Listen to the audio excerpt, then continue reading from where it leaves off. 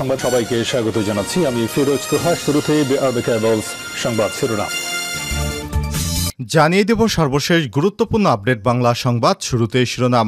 দুর্নীতির বিরুদ্ধে সরকারের অবস্থান, জাতীয় কৌতুক বললেন বিএনপির সিনিয়র যুগ্ম মহাসচিব অ্যাডভোকেট রুহুল কবির রিজভী। এরপর জানিয়ে দিব আগাম জামিন পেলেন যুবদল নেতা রবিউল ইসলাম নয়ন।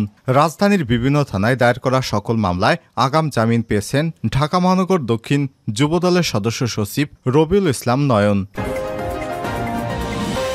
এদিকে কর্মসূচি ঘোষণা দিয়ে শাবাক ছাড়লেন বিক্ষোভকারীরা। সরকারি চাকরিতে বেতন কাঠামো নবম থেকে 13তম গ্রেডে আগের প্রথম ও দ্বিতীয় শ্রেণীর মুক্তিযোদ্ধা কোটাসহ সকল প্রকার কোটা বাতিলের সিদ্ধান্ত বহালে উচ্চ আদালতের রায়ের প্রতিবাদ এবং 2018 সালে পরিপত্র পুনর্বহালের দাবিতে রাজধানীর শাহবাগ মোড়ে অবস্থান নেওয়া শিক্ষার্থীরা এবং চাকরি প্রত্যাশীরা রাস্তায় ছেড়েছেন। স্বাভাবিক হয়েছে যান চলাচল।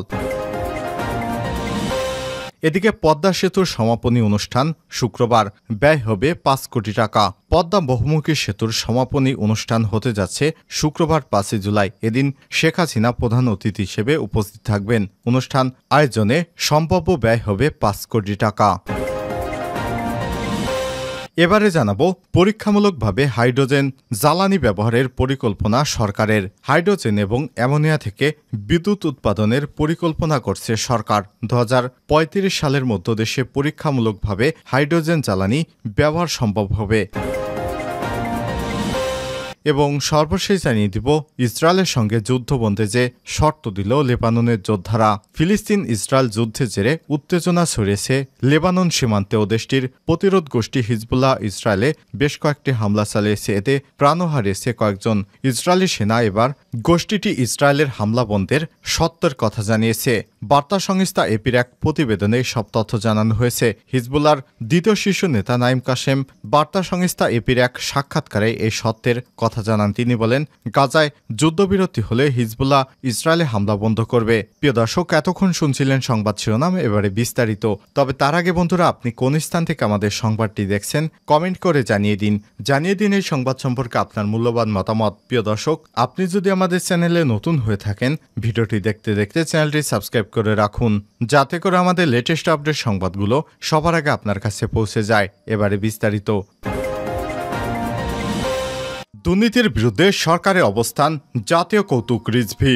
দুর্নীতির বিরুদ্ধে সরকারের অবস্থান জাতীয় কৌতুক বলে মন্তব্য করেছেন বিএনপির সিনিয়র যুগ্ম মহাসচিব রুহুল কবির রিজভী। বুধবার 3 জুলাই দুপুরে রাজধানীর নয়াপল্টনে বিএনপির কেন্দ্রীয় কার্যালয়ে এক সংবাদ সম্মেলনে সব মন্তব্য করেছেন তিনি। এ সময় দুর্নীতি দমন কমিশন দুদক স্বাধীন, সুতরাং যে ব্যক্তি যত শক্তিশালী হোক না কেন, দুর্নীতির অভিযোগ পাওয়া গেলে কমিশন নিজ প্রক্রিয়ায় কাজ করা হবে বলে জানিয়েছেন প্রধানমন্ত্রী। এমন বক্তব্যের তীব্র সমালোচনা করে রুহুল কবির রিজভী তিনি বলেন, আজকাল সংবাদপত্রে দৃষ্টি দিলেই বেনজির, মতিউর, আসাদুজ্জামান আরও কত নাম আমরা দেখতে পাচ্ছি। এই সমস্ত দুর্নীতির মহানায়কেরা সরকারের ঘনিষ্ঠজন হিসেবে বড় বড় সরকারি পদে অধিষ্ঠিত থাকলো কিভাবে? তাহলে কি কোনো ভাগ বাটোয়ারার কারণে সমস্যা হওয়া এই সমস্ত নিষ্ঠুর পুলিশ কর্মকর্তাদের সব গোপন বিষয় ফাঁস করে দেওয়া হচ্ছে? আসলে গায়ে দুর্নীতির কালিমা আওয়ামী লীগ সরকার দুর্নীতির বিরুদ্ধে অবস্থান নেওয়াটা জাতীয় কৌতুক ছাড়া আর কিছুই নয়। এছাড়া আজ খালেদা জিয়ার মুক্তির দাবিতে জেলাভিত্তিক সমাবেশ চলাকালে নাটোরসহ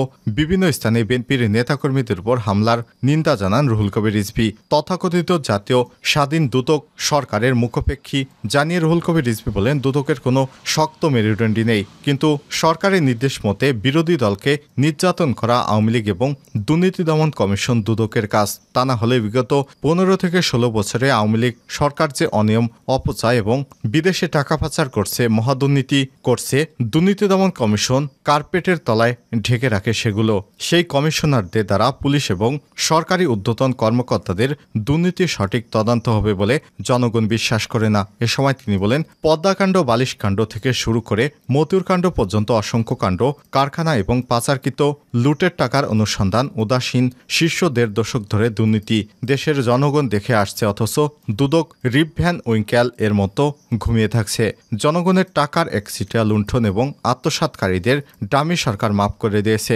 বিএনপি সিনিয়র যুগ্ম মহাসচিব বলেন, আজিজ বেনজিরের মতো ব্যক্তি যারা নিরস্ত গণতন্ত্রকামী জনগণের বিরুদ্ধে হুমকি দিয়ে নিজ বাহিনীর সদস্যদের উদ্দেশ্যে বলেছিলেন, বন্দুক দেয়া কি হয়েছে ঘরে রাখার জন্য, অর্থাৎ দেশের সাধারণ নাগরিকদের নিয়মতান্ত্রিক গণতন্ত্রের আন্দোলনকে কোনো প্রকার মানবতার তোয়াক্কা না করে রক্তাক্ত পন্থায় দমন করার পুরস্কার হিসেবে সরকারের সহযোগিতায় আজির এবং বেনজিরকে অসংখ্য পুরস্কার দেওয়া হয়েছিল। আলিশান গাড়ি বাড়ি, অসংখ্য ফ্ল্যাট, শত শত একর জমি তারা দখল করেছিল আন্দোলন দমনের কৃতিত্ব হিসেবে, কিন্তু সরকার এগুলোতে চোখ বন্ধ করে আছে। রুহুল কবির রিজভী বলেন, ভারতের সঙ্গে বাংলাদেশের ডামি সরকারের নানা চুক্তি এবং সমঝোতা স্মারকে স্বাক্ষর হয়েছে। বাংলাদেশের জনগণ এহেন দুই সরকারের সমঝোতার উদ্যোগ অসম এবং বাংলাদেশের স্বার্থবিরোধী বলে মনে করে। এতে বাংলাদেশের মানুষ তীব্র ক্ষোভে ফেটে পড়েছে। আগাম জামিন পেলেন যুবদল নেতা রবিউল ইসলাম নয়ন। রাজধানীর বিভিন্ন থানায় দায়ের করা সকল মামলায় আগাম জামিন পেয়েছেন ঢাকা মহানগর দক্ষিণ যুবদলের সদস্য সচিব রবিউল ইসলাম নয়ন। বুধবার ৩ জুলাই দুপুরে বিচারপতি আবু তাহের মোহাম্মদ সাইফুর রহমান ও মোহাম্মদ আতাবুল্লাহ দ্বৈত বেঞ্চ এ আগাম জামিন আদেশ দেয়। রবিউল ইসলাম নয়নের আইনজীবী ব্যারিস্টার রুহুল কুদ্দুস কাজল জানান, ২০২৩ সালের ২৮ অক্টোবর বিএনপির মহাসমাবেশকে কেন্দ্র করে বিএনপির নেতাদের বিরুদ্ধে ধারাবাহিক মামলার অংশ হিসেবে যুবদল নেতা নয়নের বিরুদ্ধে রাজধানীর রমনা, মতিঝিল, ওয়ারি এবং যাত্রাবাড়ি সহ বিভিন্ন এলাকায় নাশকতার মামলা দায়ের করা হয়। এসব মামলায় আগাম জামিন চেয়ে উচ্চ আদালতে আবেদন করলে আদালত ৮ সপ্তাহের আগাম জামিন মঞ্জুর করেছে। সব মামলায় আগাম জামিন পেলেন যুবদলের রবিউল ইসলাম নয়ন। কর্মসূচি ঘোষণা দিয়ে শাবাক ছাড়লেন বিক্ষোভকারীরা। সরকারি চাকরিতে বেতন কাঠামো নবম থেকে ১৩তম গ্রেডে আগের প্রথম ও দ্বিতীয় শ্রেণীর মুক্তিযোদ্ধা কোটা সহ কোটা পদ্ধতি বাতিলের সিদ্ধান্ত বহালে উচ্চ আদালতের রায়ের প্রতিবাদে এবং ২০১৮ সালে পরিপত্র পুনর্বহালের দাবিতে রাজধানীর শাবাক মোড়ে অবস্থান নেওয়া শিক্ষার্থী এবং চাকুরি প্রত্যাশীরা রাস্তা ছেড়েছেন। স্বাভাবিক হয়েছে যান চলাচল। বৃহস্পতিবার ৪ জুলাই বেলা ১১টা থেকে পুনরায় রাজপথে অবস্থান কর্মসূচি পালন করার ঘোষণা দিয়ে বুধবারে ৩ জুলাই কর্মসূচি সমাপ্ত করেছেন আন্দোলনকারীরা। এর আগে সরেজমিনে গিয়ে দেখা যায়, বুধবার দুপুর ২টা থেকে বিশ্ববিদ্যালয়ের প্রতিটি হল থেকে শত শত শিক্ষার্থী কোটার বিরুদ্ধে বিক্ষোভ মিছিল নিয়ে কেন্দ্রীয় গ্রন্থাগারের দিকে এগিয়ে এসে জড়ো হতে থাকে। এরপর বেলা ৩টার দিকে মিছিল নিয়ে কলাভবন, ভিসি চত্বর, টিএসসি, দোল চত্বর, হাইকোর্ট এবং মৎস্য ভবন এলাকা হয়ে শাহবাগ মোড়ে এসে অবস্থান শুরু করলে পুরো এলাকা যান চলাচল বন্ধ হয়ে যায়। এতে ব্যাপক দুর্ভোগে পড়ে সাধারণ মানুষ। এ সময় তাদের কোটাপোতা বাতিল চাই, বাতিল চাই। ১৮র পরিপত্র পুনর্বহাল করতে হবে। রক্তের বন্যায় ভেসে যাবে অন্যায়। ৫২-এর হাতিয়ার গর্জে ওঠা আরেকবার। ছাত্র সমাজের অ্যাকশন, ডাইরেক্ট অ্যাকশন। বঙ্গবন্ধুর বাংলায় বৈষম্যের ঠাঁই নাই। মেধাজাত চাকরি তার সারা বাংলায় খবর দে, কোঠাপোথা কবর দে। মুক্তিযুদ্ধের বাংলায় বৈষম্যের ঠাঁই নাই। জেগেছে রে জেগেছে, ছাত্র সমাজ জেগেছে। সংবিধানের মূল কথা সুযোগে সমতা লেগেছে রে লেগেছে, রক্তে আগুন লেগেছে। ৭১-এর হাতিয়ার গর্জে ওঠা আরেকবার। কোটা না মেধা, মেধা মেধা মেধা।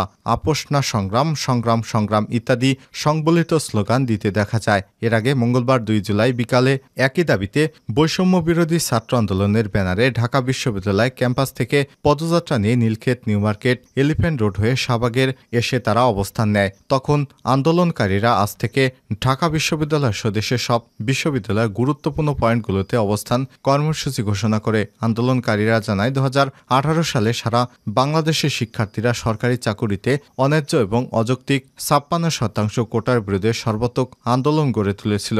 আন্দোলনের পরিপ্রেক্ষিতে ২০১৮ সালের ৪ অক্টোবর জনপ্রশাসন মন্ত্রণালয় সরকারি চাকরি নবম এ-10 গ্রেড থেকে কোটা পদ্ধতি বাতিল এবং মেধাভিত্তিক নিয়োগের ঘোষণা দিয়ে পরিপত্র জারি করে। কোটা বৈষম্য নিরসন ছিল শিক্ষার্থী এবং চাকুরি প্রত্যাশীদের প্রাণের দাবি। গত ৬ বছর ধরে সেই অনুযায়ী সরকারি চাকরিতে নিয়োগ দেওয়া হচ্ছে এবং একটি মেধাভিত্তিক দক্ষ প্রশাসন তৈরিতে শিক্ষার্থীরা নিজে প্রস্তুত করছে। তারা বলেন, অত্যন্ত দুঃখের বিষয়, গত ৫ জুন মহামান্য হাইকোর্ট সরকারি চাকুরিতে কোটা ব্যবস্থা পুনর্বহাল করতে রায় দিয়েছে এবং ২০১৮ সালে জারিকৃত সরকারের পরিপত্রকে বৈধ ঘোষণা করেছে। আমরা মনে করি হাইকোর্টের রায়ে বাংলাদেশের শিক্ষার্থীদের আশাকাঙ্ক্ষার প্রতিফলন ঘটেনি। পুনরায় কোটা ফিরে আসা মানে দেশের লাখ লাখ তরুণ তরুণীদের দাবি এবং আন্দোলনের সঙ্গে প্রহসন।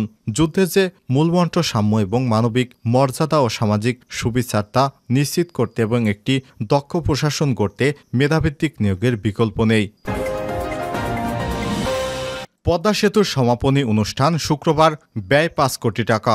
পদ্মা বহুমুখী সেতুর সমাপনী অনুষ্ঠান হতে যাচ্ছে শুক্রবার 5 জুলাই। এদিন শেখ হাসিনা প্রধান অতিথি হিসেবে উপস্থিত থাকবেন। অনুষ্ঠান আয়োজনে সম্ভাব্য ব্যয় ধরা হয়েছে 5 কোটি টাকার উপরে। যে ব্যয় হবে তা সরাসরি ক্রয় পদ্ধতিতে করার অনুমোদন দিয়েছে অর্থনৈতিক বিষয় সংক্রান্ত মন্ত্রিসভা কমিটি। বুধবার 3 জুলাই সচিবালয়ে অর্থমন্ত্রী আবুল হাসান মাহমুদ আলীর সভাপতিত্বে অনুষ্ঠিত অর্থনৈতিক বিষয় সংক্রান্ত মন্ত্রিসভা কমিটির বৈঠকে এ অনুমোদন দেওয়া হয়েছে। বৈঠক শেষে মন্ত্রিপরিষদ সচিব বিভাগের সমন্বয়ক এবং সংস্কার সচিব মোহাম্মদ মাহমুদুল হোসাইন খান সাংবাদিকদের এসব তথ্য জানান। তিনি বলেন, গত 2 বছরে পদ্মা সেতু দিয়ে মোট 1,27,00,000 যান চলাচল করেছে। এ সময় রাজস্ব আদায় হয়েছে 1,661 কোটি টাকা। সচিব বলেন, এই পদ্মা বহুমুখী সেতুর নির্মাণের মেয়াদ 2024 সালের 30 জুন শেষ হয়েছে। এই সমাপ্তি উপলক্ষে মাহপ্রান্তে বহুমুখী সমাবেশের আয়োজন করা হয়েছে। এই সুধী সমাবেশে প্রধানমন্ত্রী থাকার সম্মতি জ্ঞাপন করেছেন।